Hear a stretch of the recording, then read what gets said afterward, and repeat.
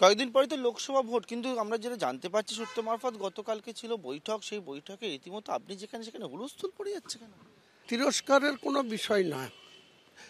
যারা অভিভাবক হন, যারা নেতৃত্ব দেন, যারা গার্জেন হন, একটা প্রবাদ বাক্য আছে, শাসন করার অধিকার তারই থাকে যে ভালোবাসতে জানে বা সোহাগ করতে জানে। তো দিদি আমাকে স্নেহ করেন, তাই কোনো সময় কোনো ভুল করলে বা কোনো কিছু ফাউল করলে আমাকে বকাও দেন। আমি এটাকে কিছু মনে করি না। এটা আমি মনে করি আমার গুরুজনের কাছ থেকে আমাকে শিক্ষা নিতে হবে। রাজনীতির ময়দানে তিনি নেত্রী, তিনি গুরুজন, তিনার প্রতি আমার কোনো বলারই কিছু নেই, কারণ তিনাকে আমি অত্যন্ত শ্রদ্ধা করি এবং যোগ্য নেতৃত্ব বলে মনে করি।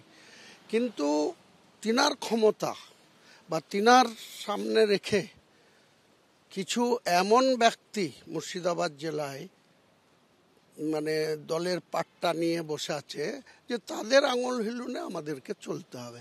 মুর্শিদাবাদের মানুষকে এত রং ট্রিটমেন্ট কেউ যেন না করে, এটার সঙ্গেই আমার সঙ্গে অনেকের মতের পার্থক্য হয়। কারণ আমি বারবার বলি, মুর্শিদাবাদ জেলাটা একসময় বাংলা, বিহার, উড়িষ্যার কে নেতৃত্ব দিত।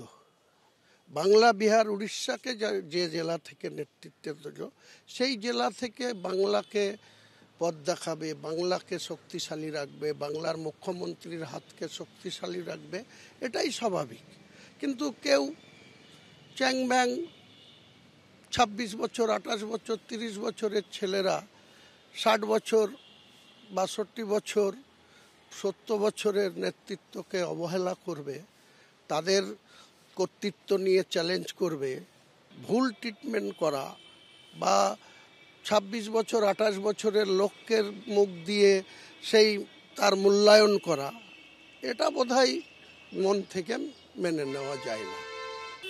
অভিষেক বন্দ্যোপাধ্যায় সত্যিই যোগ্য নেতৃত্বর হয়ে উঠেছেন, কিন্তু তিনি তো শুধু ডায়মন্ড হাবড়ার সাংসদ, সেটা যেমন ঠিক, পাশাপাশি তিনি রাজ্যের নাম্বার 2।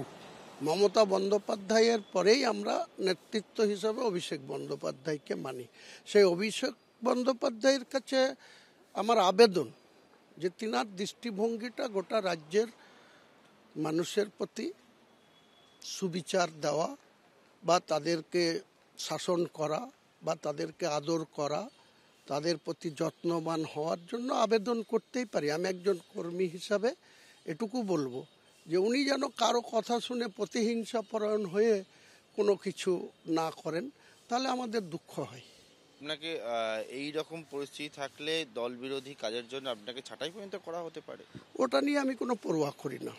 মুর্শিদাবাদের রাজনৈতিক প্রেক্ষাপটে হুমায়ুন কবির একটা বিরল নাম, যে হুমায়ুন কবির 2016 সালে শুধু টেবিল চিহ্ন নিয়ে সেন্ট্রালের শাসক দলের সিকিউরিটি ফরফিট করতে পারে, স্টেটেরও শাসক দলের সিকিউরিটি ফরফিট করতে পারে। তাদের ভোটের প্রাপ্তি একজনের তৃণমূলের 14,631 আর বিজেপির 10,335, আর আমি টেবিল চিহ্ন নিয়ে 74,210।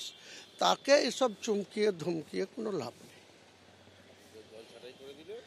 প্রস্তুত আছি সব সময়।